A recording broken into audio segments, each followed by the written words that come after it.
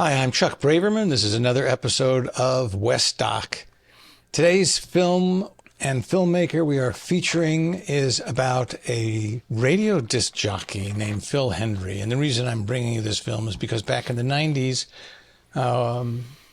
radio station KFI featured Phil Hendrie for years, and I got many, many hours and hours of hysterical, laughing entertainment from Phil Hendrie, who was a genius, as you will find out, and how he did it is still kind of a mystery to me, even though our filmmaker kind of pulls the curtain down on the secret, and it seems too simple to be true. But so stay tuned here. Here we go. We're going to do a film called Hendrie by Patrick Reynolds. But before that, I want to remind you, we're brought to you in part by Real Screen Summit. Real Screen West is coming up. Go to our website at www.westdoconline.com and scroll down to the bottom and you'll see a Real Screen icon there. Click on it. It'll give you all the latest information. And even if you're watching this show 7 years from now, hopefully it will update you to what's coming up at Real Screen. What he does is one of the few things in comedy that I can say is magic. Why doesn't the world know about you? I don't know how that even happens. He's juggling 4 chainsaws in his Zebra, and he has no script.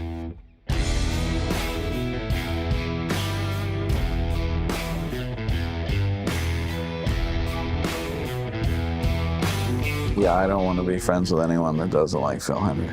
The day that 9/11 happened, I said to him, let's go play miniature golf. Let's go.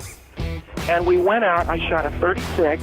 And the reason why I did that is to show I'm not going to let the terrorists win. This show was so different and so creative and so refreshing. This is a singular talent. We were satirizing talk radio. We were making fun of the very medium that I was working in.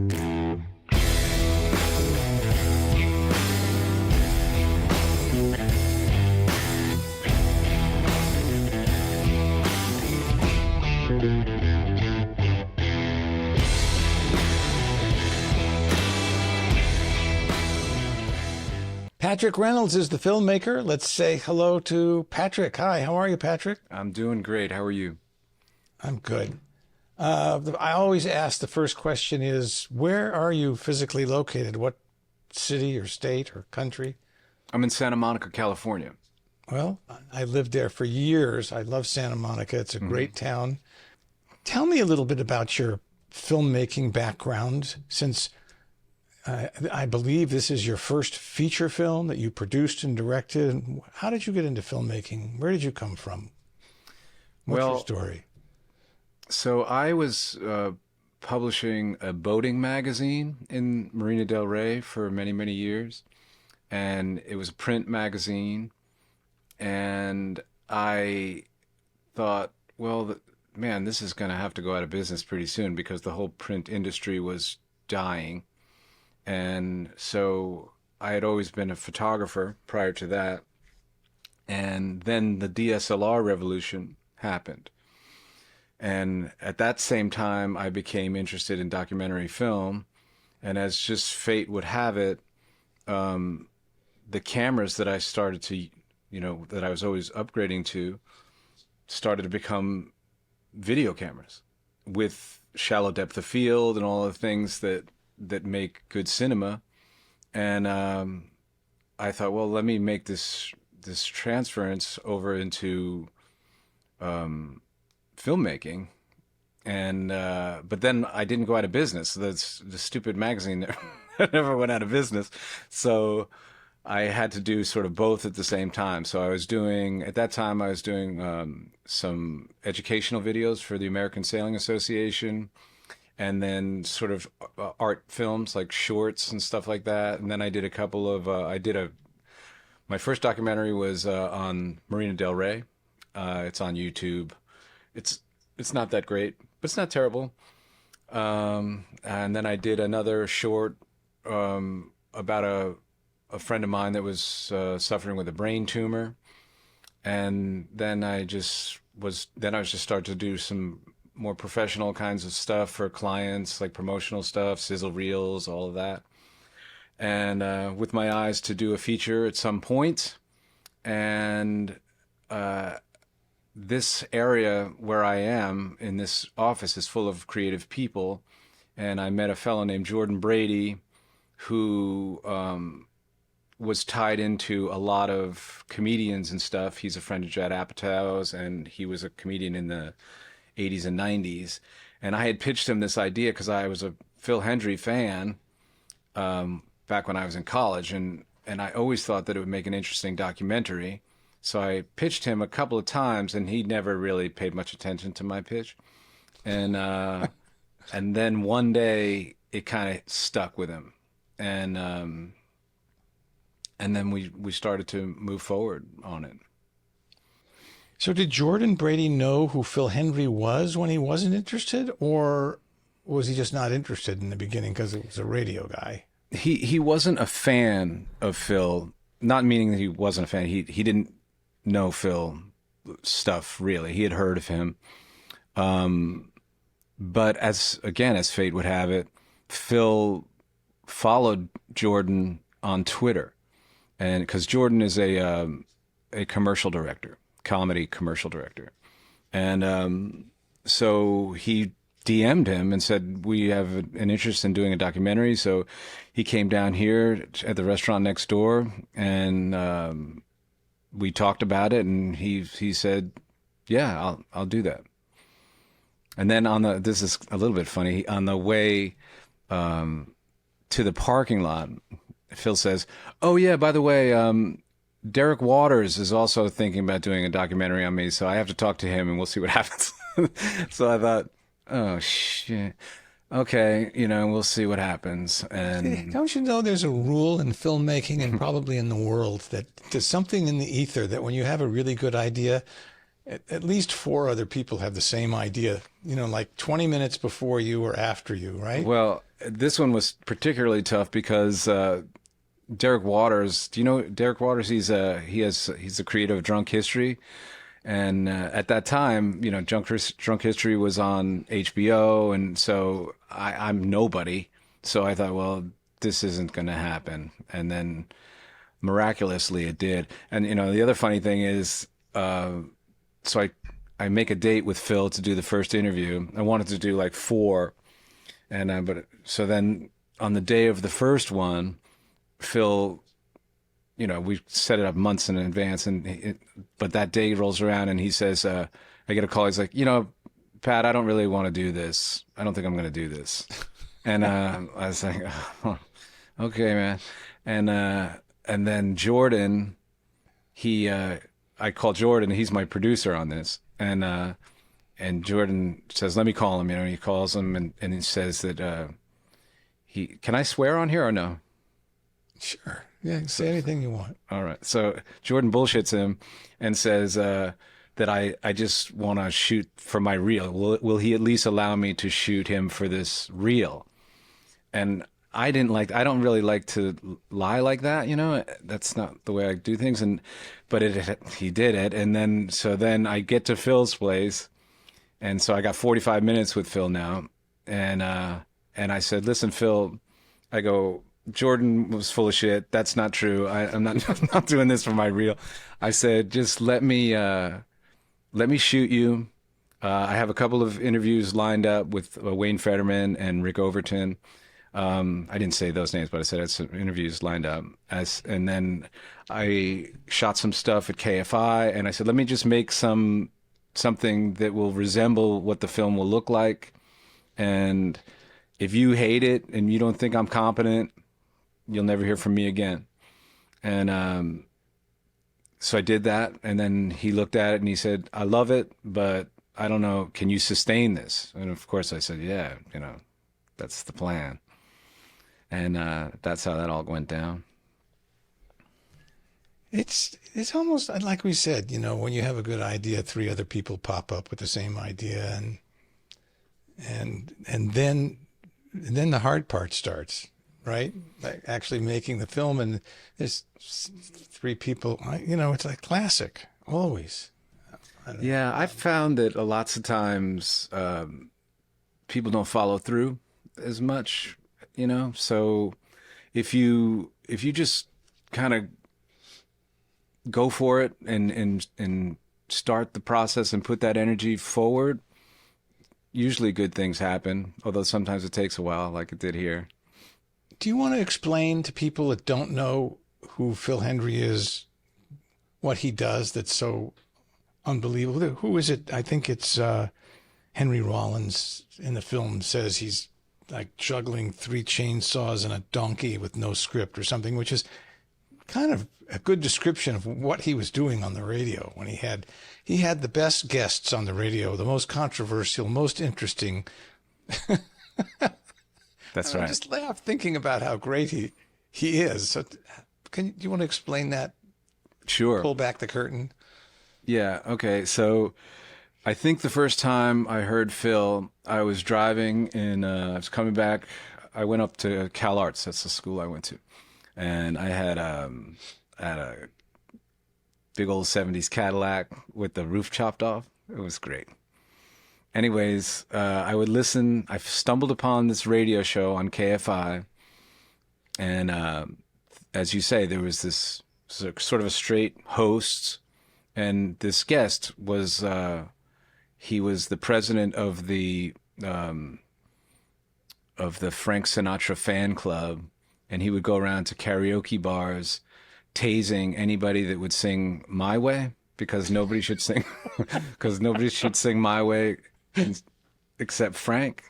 And then, so then of course, the police got involved and he got arrested. And then, so he's telling the story to the straight host, and then the callers are calling in, and then the guest would say, well, what about you? Did you do things your way? Or, how did that, Frank did his things his way. Did you do things your way? And then they would say, what are you talking about? And they would get into these arguments with him. And I remember thinking, this is crazy. Like, what's happening right now? And it would just keep on building until it would become kind of ridiculous. And I didn't know if this was real or was this not real. And then I believe, like many Phil initial Phil listeners, I mentioned this to a friend, and I said, I heard this show, and I described it, and they said, oh man, that's Phil Hendrie. He's playing a joke on part of the audience, and he's all of those people. He's not the caller, but he's the guest and the host. And I thought, no, that can't be, because what I heard was definitely 2 people, no question about it. And then they said, no, that's his magic trick. And then I learned, that was the case, and there was just an endless amount of these insane guests that were all had a depth of character, and they had their own stories, and they were all just berserk. And I was in awe of his ability to think so rapidly, and also with an uncontrolled guest that was feeding him, essentially being a straight person, was feeding him these I guess this ability to make it even crazier. So it was fascinating to me. Have a real guest? I don't remember. I thought all the voices on there were his completely. No, the callers were real. I mean, so those he were had people. some real callers. Not some, all. There was. Well, not all, because a lot of the callers were voices that he was. No, but let's get the terminology straight. There's Phil, who is the host, Phil, who is the guest, and the caller. So the callers are calling from wherever they're from. They're sitting in their house or their car or whatever. They're calling in, and they're responding to this guest and this host, who is both Phil. So the guests are nuts. How did you manage to get, Bill Hader, Judd Apatow, Kevin Pollack, Henry Rollins? We know Derek Waters, Dana Gould, Wayne Fetterman, and Rick Overton. Yeah. And Judd Apatow. I said. Did you say that one? Oh, yeah. Sorry about that. Well, that was Jordan Brady. He was he was my contact to most of those people. Bill Hader actually came from, I think I got Bill's number somehow from another friend who was in the know. But we knew that Bill loved Phil. So we got to his assistant or something, and he was just like right away, like, yes, I'm in. Judd and Jordan used to be comedians at the same time. So they know each other very, very well. They're friends. So fortunately, I was able to ride that coattail to Judd. And then Derek Waters, we knew was Phil's friend and an enormous fan. So that wasn't so hard. So it's hard to get celebrities for anything because for the obvious reasons. But in this case, it was a little bit easier because they just love him. And they heard, okay, great. This is Phil. I'm in.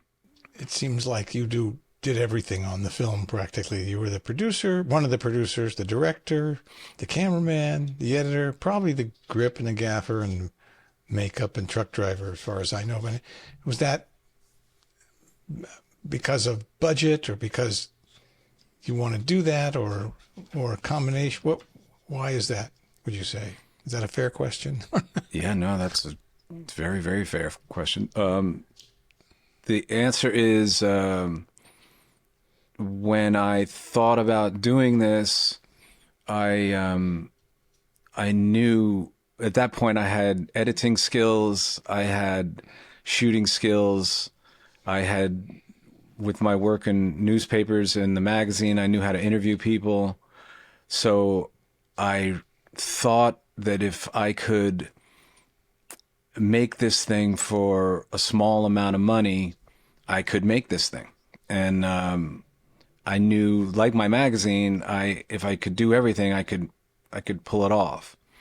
So it was certainly a practical decision. I thought maybe at some point, maybe somebody might put some money into it, which that never happened.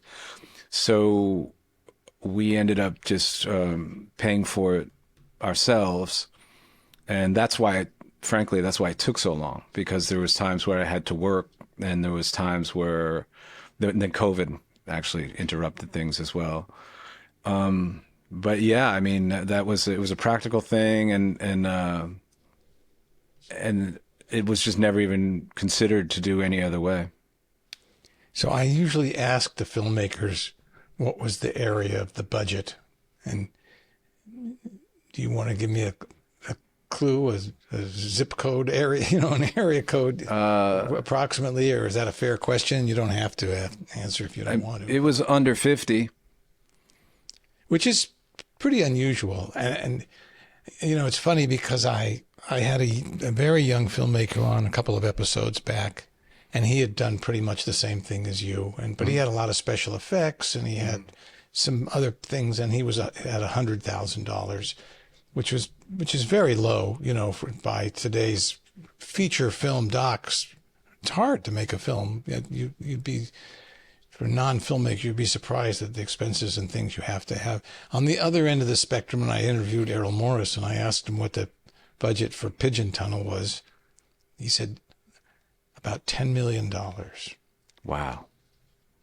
And that was my reaction. I almost fell off the seat because I was so taken aback by the contrast.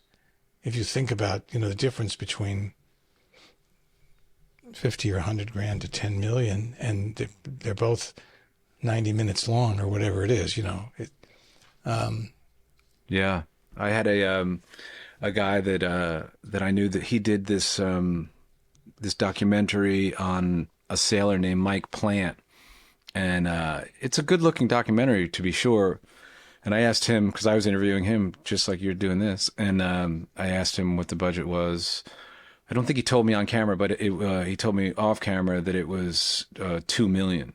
And I almost had a heart attack. I thought, oh my God, man, I didn't even quite understand what he spent the $2 million on, But for me, it was travel. The animation cost some money. some equipment that I needed. And I'm trying to think where, since there were celebrities involved, I couldn't go to their houses like sometimes you do with documentaries, like the one that I'm doing now. You know, the subject allowed me into her house, although Phil allowed me into his house, but like Bill Hader and all those I couldn't, you know, I had to get a peer space, and they can get like add up.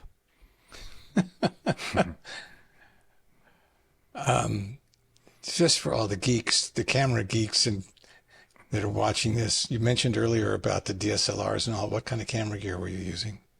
Well, it changed through the years, which was a bummer in a way, because then you have to color match them, and that didn't happen. The color's a little bit all over the place. But I started with this C100, and then I think I had as my B camera, I think, gosh, that might have been like a 7D, or maybe it was the Sony A7 III, and then at a certain point, I had the Sony A7 III and the A7S III, which I continue to have, and as a documentary film camera, I absolutely love it. It tracks focus, you know, when you're shooting on the run. It's really, really small. I just did a project in Barbados, and I was able to bring all my camera stuff, you know, in a carry-on bag, and it's full of functions. It has the same sensor as its older brother, and it's just a great camera, and I like the image that comes out of it. And so, yeah, I wished I could have shot the whole thing on the A7S III, which is the camera that I'm using right now. Oh, is that right? Yeah, my A7S III. And I was in New York a couple of weeks ago, and I was shooting with this camera, and I rented an A7R5 because the in-body camera stabilization is supposed to be so much better, although I didn't see the difference. And I rented the Sony 24 to 70 f2.8. I have the Sigma version, which is the same, and it's supposed to be much lighter, which it is a little lighter, but I don't know. I was thinking, I have to have one of those, the latest model, but I wasn't that blown away by, you know, my A7S III works perfectly well. And what do you cut on? What NLE do you use? Premiere Pro, and that's been fine. Lenses were the 24 to 70, all native. 70 to 200 I actually use. There's a 90 millimeter macro lens that most people use for macro, but I find it to be a really nice portrait lens.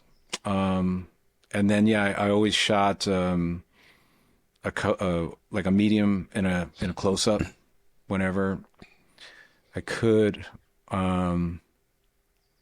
So like in the car, the Cadillac with the top down running around in Oxnard, was that just handheld with the A7S III? Or was there any special gear or anything that you did there? I mean, it looked great.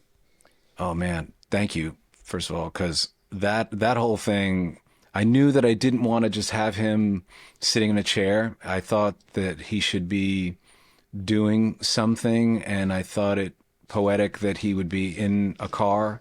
And then I tried to think of what kind of car would reflect who Phil is as a human being, you know, kind of like the Jerry Seinfeld thing. And I thought, 1976 Eldorado Cadillac. So that wasn't his car? No, I rented that. That was another expense. I thought, well, yeah, that makes sense. That's right. Phil's car, you know, of course. Of course he would have a Cadillac convertible, right? Yeah. So that involved some testing, you know, because there was the sound was so good. There was no wind noise or anything. I couldn't believe it. And that's what happened, man. All of a sudden, they hear this nut doing all these voices, and I think they were getting a lot of good feedback, but they were also getting a lot of complaints. The owner of the station would walk by the studio, and I'd see the veins in his head sticking out, you know, and he didn't know what to think. there was less pressure here in Ventura. There was more of an opportunity for me to develop what I was doing. So I stayed here, and KVEN let me do it because, well, wow, do we fire this guy who's doing this crazy shit that people seem to like, or do we keep him here and we absorb all the abuse we're getting from people who don't like it? I mean, I did test, for those filmmakers out there, test for sure. Like if you're going to do something that's in a wild environment like that was. You just have a lav hid with a big little fuzzy thing underneath there so the wind didn't get to it? Yes. Basically? Yes, That was I had no magic tricks there. No, I had I had the lav underneath.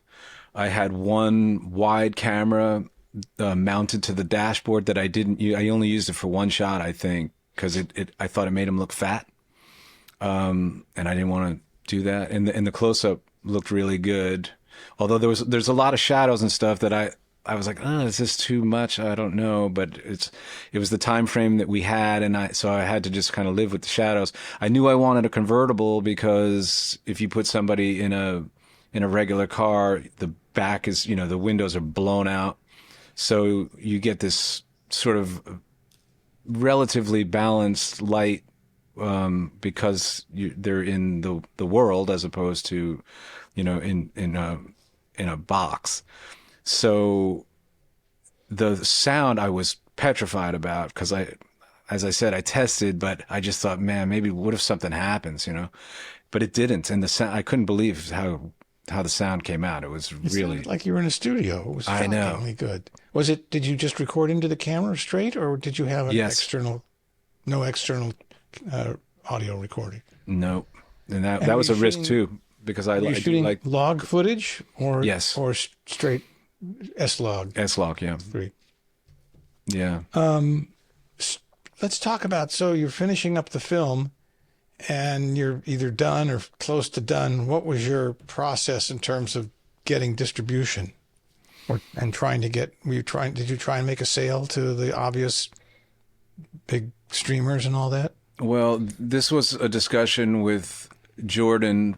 Jordan is like he kind of tries to do everything he can on his own, and he's very open to, different ways to do things. So he was discussing maybe self-distribution, which I knew would come down to me doing a bunch of stuff, so I was like, So I also have fortunately I have some other great people in my brain trust. A good friend of mine is Ozza Jacobs, who's made some wonderful independent films. His most recent was a French Exit with Michelle Pfeiffer. So he's been in the business, and so I leaned on him and asked him what he thought was a good way to go, and he said to get a film rep, and if they would watch it and like it and accept it. Jordan had also gone that same route with his first documentaries, and so he had a guy named Glenn Reynolds from Circus Road Films, and I had heard him on a podcast, and he sounded like a cool guy, and plus his name is the same as mine, so I thought that's a good sign. And then so I sent it over to him, and he liked it, and then another delay was he asked me what did I want to do. Do I want to do a festival kind of a run, or just go try to straight to distributors? And he's got relationships with people, so he felt very confident that a distributor would accept it.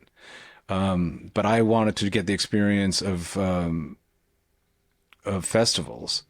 That was a mistake because this film, festivals don't want this film.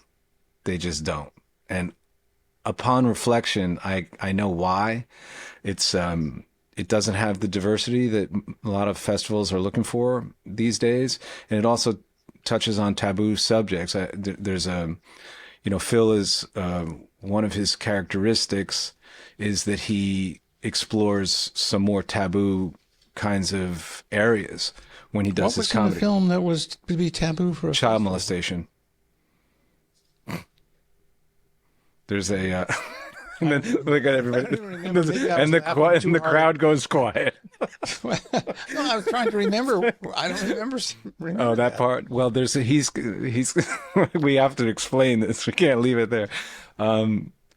He has a character whose name is Herb Sewell, and Herb Sewell is a former convicted child molester who now gives commencement speeches at colleges, and which maybe just to hear that doesn't sound like it's as funny as it is, but it's hilarious. This character is completely obtuse, but he is a convicted child molester who gets beaten mercilessly in jail, by the way, constantly, and so. I just, upon reflection, I thought, oh man, these festivals probably think like, we don't need this, So I do regret, and then, once again, if we're talking to, filmmakers out there, I mean, do think about what your film has in it and whether or not festivals, even if it's a great film, it just might not be something that a festival would want to program, and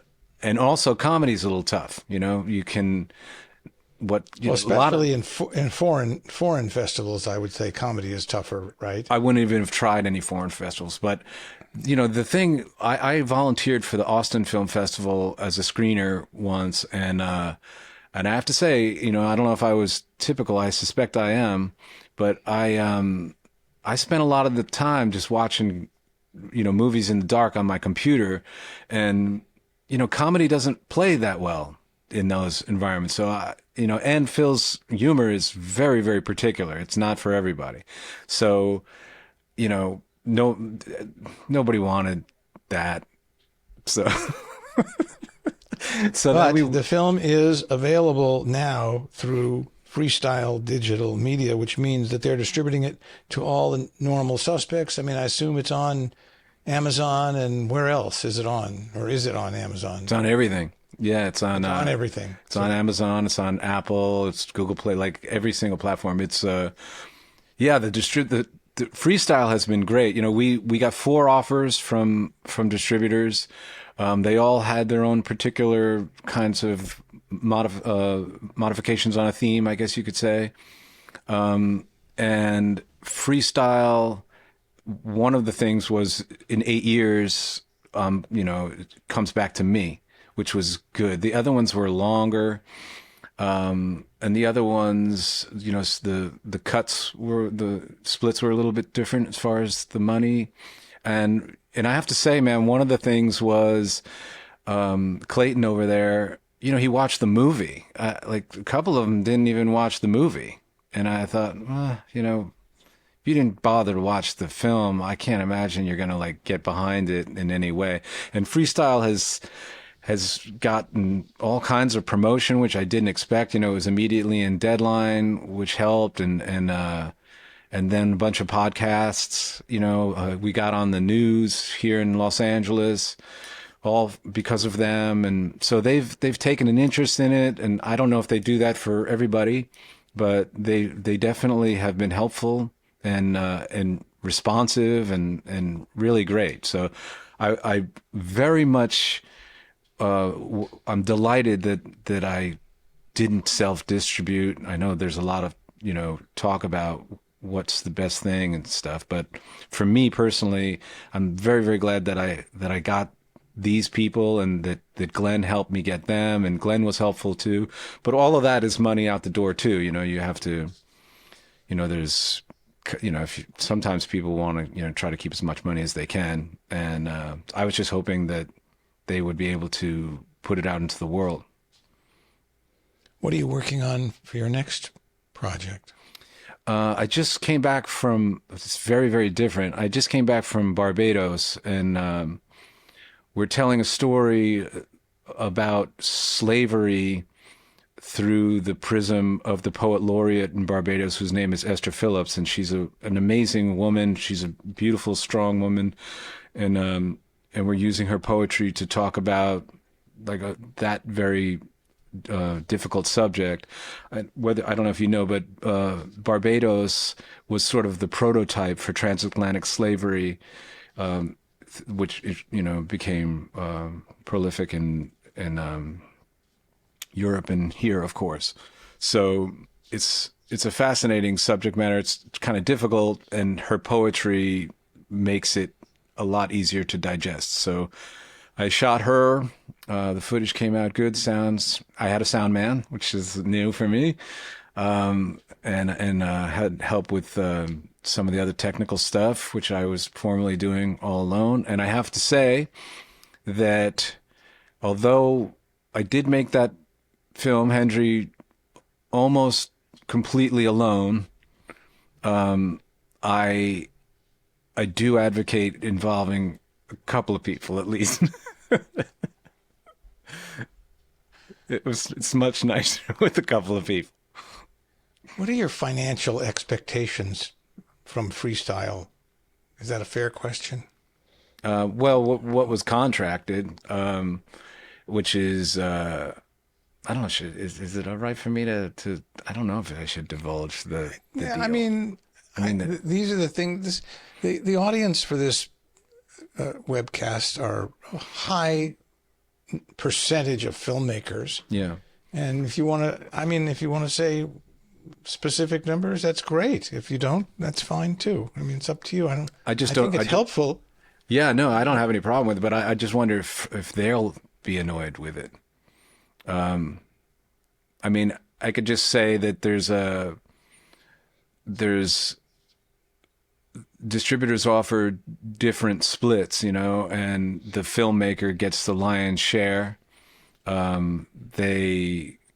Freestyle offered the best split. And then I should also mention that Glenn gets a little bit, my distributor. He gets 3%, I think. So he's the one that introduced you to freestyle, you mean? Yeah, he got me 4 distributor offers. And as I said earlier, he he did advocate for me at the festivals because he has relationships. That's the thing, with reps is theoretically they have relationships that they can cash in on your behalf. With the festivals thing, for me, that did not happen at all. But as I said, I don't think that was Glenn's fault. And then he got a bunch of offers from the distributors, which I thought that's exactly what I was hoping he would do. And as far as financial expectations, I'm something of a humble person, so I certainly didn't think, oh man, wait till the money starts rolling in, this is gonna be awesome. I honestly just thought, like, if I can just get my money back, that'll be a start, and even if I didn't, I'd be like, okay, well, this was an experience and something, this is something that I plan on doing for the rest of my life. So, whatever happens, happens. I'm not fooling myself, and nobody should, that documentary film is ever going to make money, especially when you're talking about what you were talking about earlier, which is these, budgets of, like, as far as I'm concerned, if you, and I'd love to hear what you think about this. I just don't feel like if you spend more than $150,000 on a doc, man, I don't know. Can you make any money if you're into like $500,000 $1 million on a doc? I mean, it really has to do great things, because as much as docs are becoming more mainstream, I don't think there's that many docs that are making a whole lot of money. What's your take? My take is that I think there are a lot of filmmakers making docs today that are easily $500,000, and their hopes are that they're going to sell it to Netflix or HBO Max or somebody for $1 million. And yeah, but I wanted to play Major League Baseball when I was a kid. Well, that's right. This is Major League documentary filmmaking. That's right. Yeah. And, you look around, players like Alex Gibney and Joe Berlinger and Morgan Neville, and these guys are making $1 million docs. Mm-hmm. But they're getting commitments. They're not writing checks for themselves. Mm-hmm. I don't know what, I'm looking at Alex Gibney's latest film with Paul Simon, shot in Texas. It sounds real simple. Go down to Texas, spend a few days, shoot. But I mean, I have no idea. I haven't seen the film. I just, read a blurb. But, he deals in budgets that are $1 million+ I'm sure. And I'm sure he's made lots of films. He made, in his earlier days, he made films on his own, or with a very small crew for a lot less. So, yeah, that's happening. But the big but is that at the moment, I think we're in a downswing in terms of buying by the major doc buyers. It's like, great, there's 500 channels, but, the real big buyers are, have gone away. CNN Films, that used to be buying a lot of films is basically gone. A bunch of other buyers are gone, and Netflix and HBO, have a stack of stuff, in the closet waiting to be aired. So it's very tough. It's very, very tough. You can have a great doc, and I've seen some really good docs that, that aren't getting distribution. So it's an issue. It's a problem.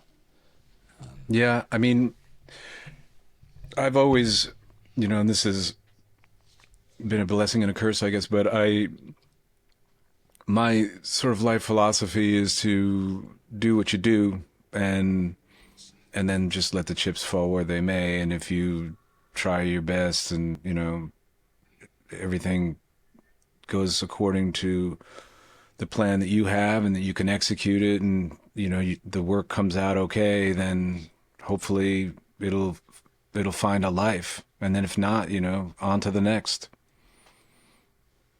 Well, I think you've made a really entertaining, fun, interesting, provocative film, and I want to congratulate you and thank you very much for being a guest on Westdoc. Thank you so much for having me. It's been fun talking.